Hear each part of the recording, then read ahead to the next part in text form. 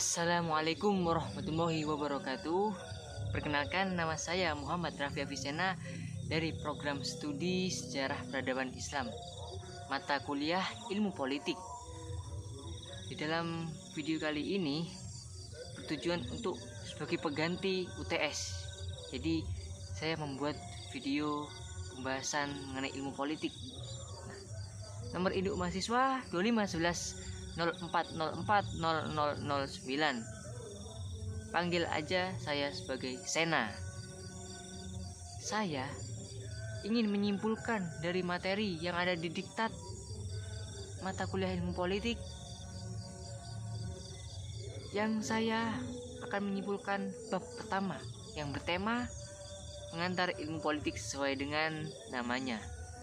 Seperti yang kita ketahui, ilmu politik sudah tidak asing bagi kita semua. Ilmu politik merupakan ilmu yang mempelajari tentang perpolitikan. Di dalam ilmu politik mempelajari tentang fenomena-fenomena sosial politik, belajar tentang sistem politik, kebijakan politik, dan pengambilan keputusan dari politik itu sendiri.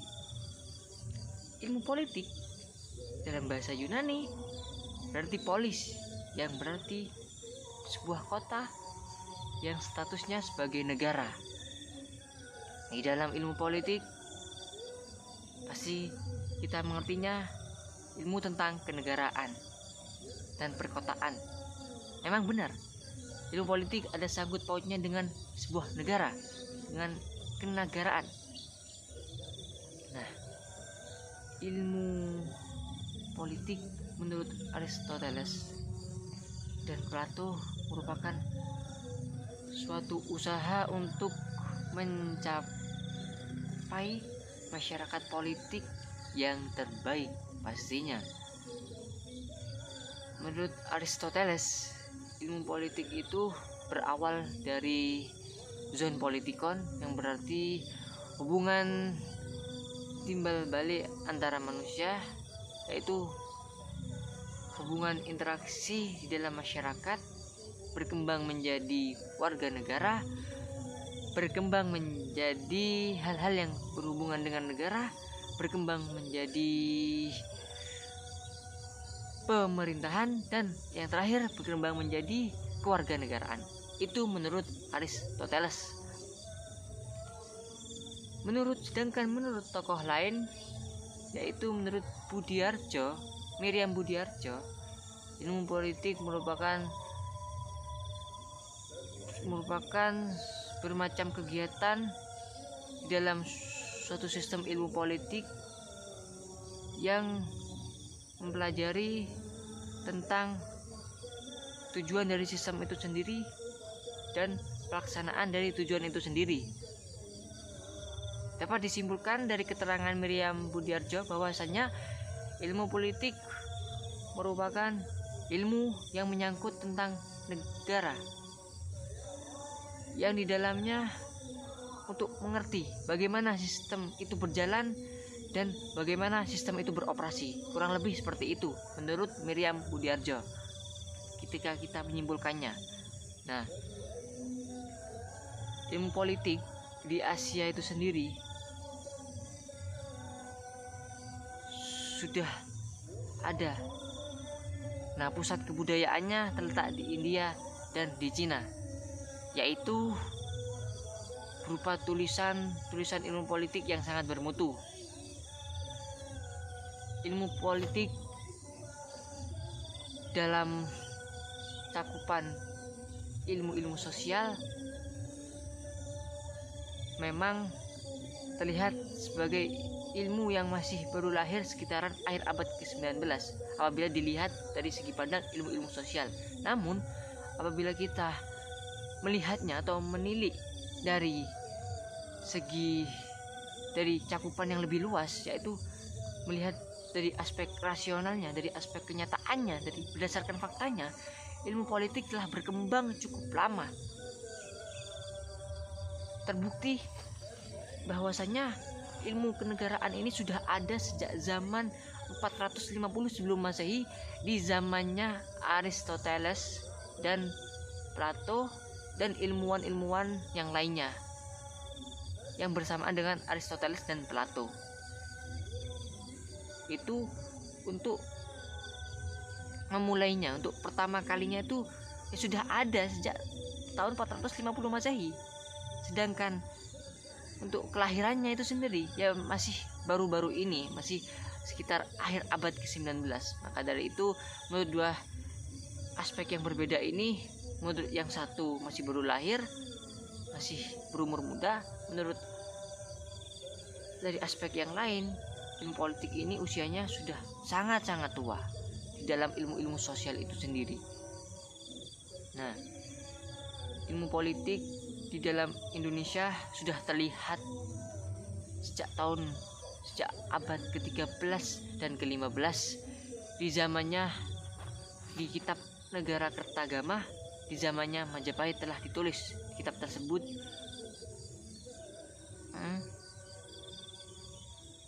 Pada abad tersebut, dan seperti yang kita ketahui mengenai ilmu perpolitikan yang pastinya, mengenai ilmu kenegaraan. Sedangkan di negara Eropa seperti Jerman, Inggris, Amerika, dan Belanda, ilmu politik itu lebih banyak dipengaruhi atau lebih dipengaruhi oleh ilmu hukum. Maka dari itu pusat perhatiannya atau objek fokus atau objek perhatiannya hanyalah sebuah negara semata, hanyalah negara kan? Karena memang dipengaruhi oleh sebuah hukum. Sedangkan sudah Perang Dunia Kedua, ilmu politik itu masih terasa seperti filsafat, sejarah, dan ilmu politik itu masih terasa hingga Perang Dunia Kedua selesai. Ada sebuah penelitian di Belanda yang mengkaji tentang kenegaraan. Bahwasanya di Belanda itu kajian kenegaraannya itu sangat dikuasai oleh Fakultas Hukum.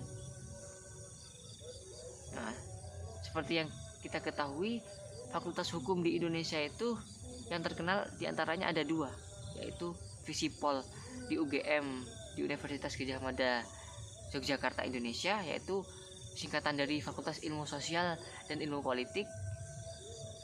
Sedangkan di Fakultas Ilmu Politik lainnya, yaitu Fakultas Hukum yang lainnya, ada juga di Fakultas Fisip, Fakultas Ilmu Sosial dan Ilmu Pendidikan, Fakultas Indonesia, lokasinya ada di Jakarta.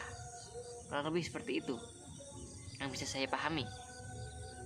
Sebelumnya kita harus tahu di dalam kesusastraan yang membahas tentang ilmu politik di akhir abad ke-19 itu telah mengalami kemunduran yang besar. Karena apa? Kalian tahu karena apa? Karena pengaruh pemikiran orang-orang barat. Dari pengaruh dari negara Jerman, Amerika, Belanda, Perancis, atau bahkan Inggris. Nah, pengaruhnya itu berupa pemikiran atau ideologi imperialisme.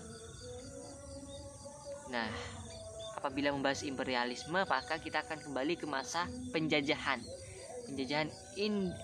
Belanda yang dilakukan oleh Belanda, VOC, Hindia Belanda di Indonesia. Pasti itu.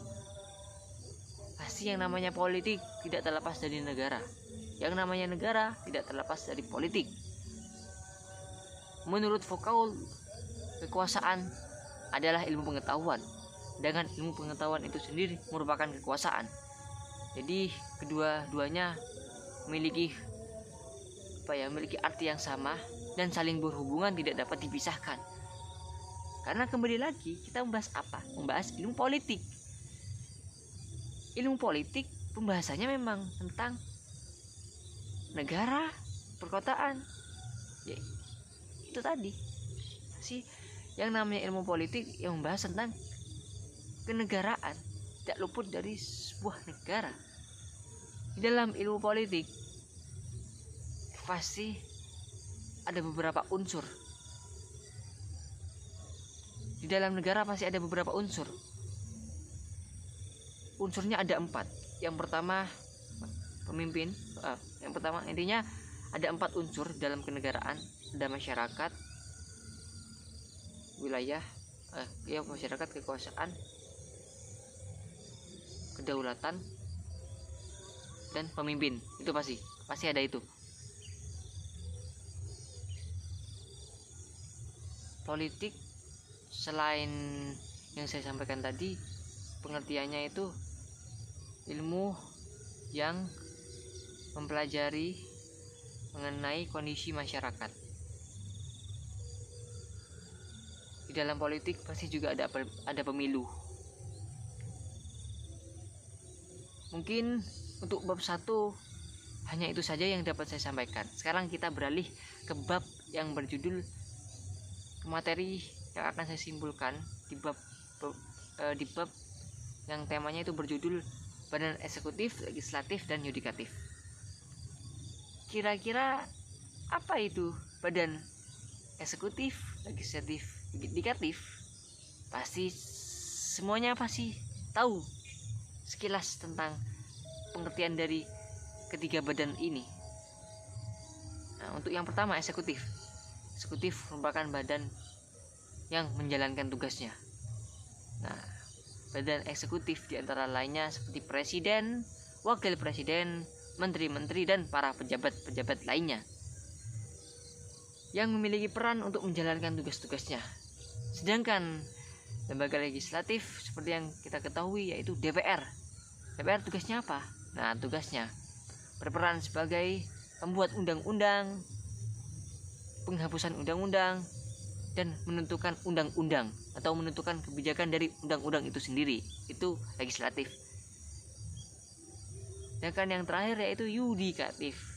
Yudikatif itu seperti Mahkamah Agung dan Mahkamah Konstitusi. Yudikatif bertugas untuk mengawasi dan menertibkan kebijakan yang dilaksanakan oleh badan eksekutif itu sendiri. Jadi tugasnya badan yudikatif untuk mengawasi apa yang dilakukan oleh presiden dan wakil presiden dan yang lain-lainnya. Untuk itu, sekian pembahasan untuk bab badan eksekutif, legislatif, dan yudikatif. Sekarang kita beralih ke bab partisipasi politik.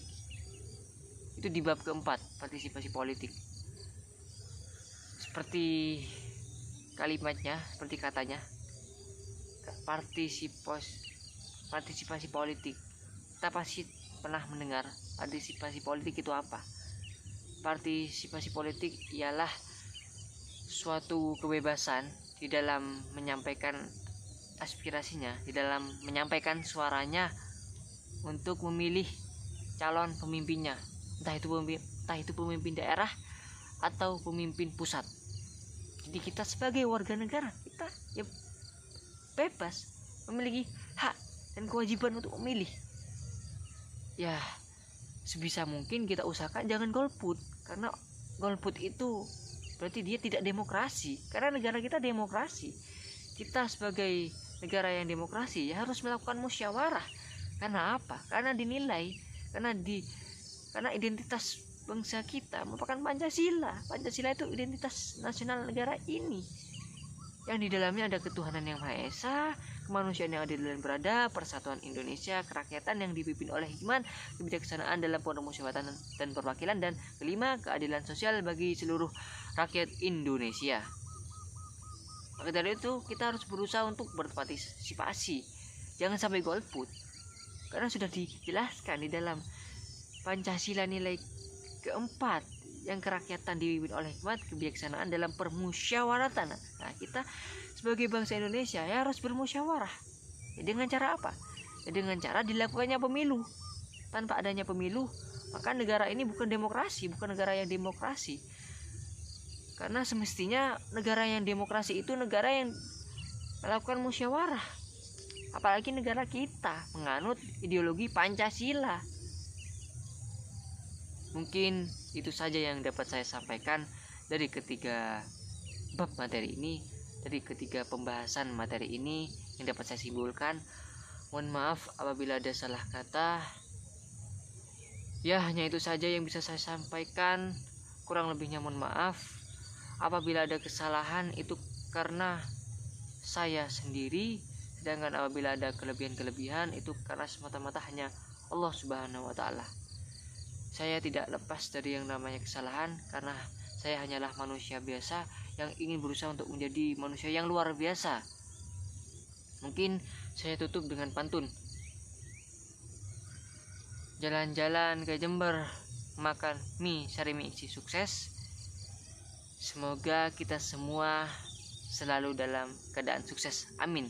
Semoga kita semua di suatu hari nanti akan menjadi orang yang sukses. Ingat pesan saya. Kamu tahu, Sarimi aja yang bernama Sarimi isi sukses. Nah, intinya mie aja yang katanya instan itu masih harus berproses. Apalagi kita manusia harus banyak-banyak berproses. Sekian, terima kasih. Sendirian tanpa kekasih, cukup sekian dan terima kasih. Semoga kalian semua terhibur.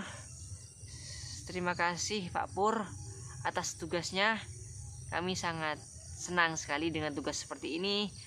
Semoga ilmu ini bermanfaat bagi kita semua. Dadah semuanya. Wassalamualaikum.